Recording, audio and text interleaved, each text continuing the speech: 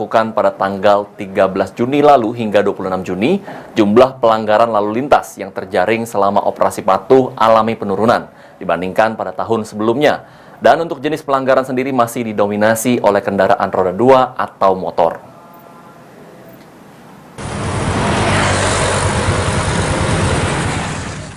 Pelaksanaan operasi patuh yang dilakukan sejak tanggal 13 Juni lalu resmi ditutup pada tanggal 26 Juni.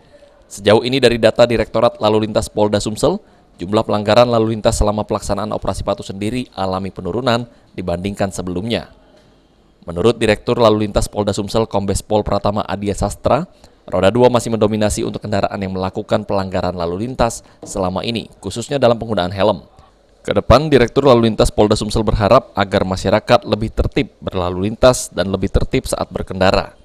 Karena pelanggaran sendiri merupakan salah satu unsur penyebab dari kecelakaan lalu lintas. Roda 2 ya, bisa kita lihat mungkin harapan kita dengan adanya operasi patuh ini lebih meningkatkan kedisiplinan masyarakat. Sebagian besar sudah disiplin, cuma masih banyak kita temukan, ya mungkin ada sebagian saudara-saudara kita ini yang mungkin belum mematuhi atau belum memahami pentingnya tentang keselamatan tersebut. Dalam pelaksanaan operasi patuh ini, banyak pelanggaran terekam melalui kamera elektronik Traffic Law Enforcement atau ETLE yang kini sudah terpasang di 17 kabupaten kota Sumsel. Firman Hidayat, PAL TV.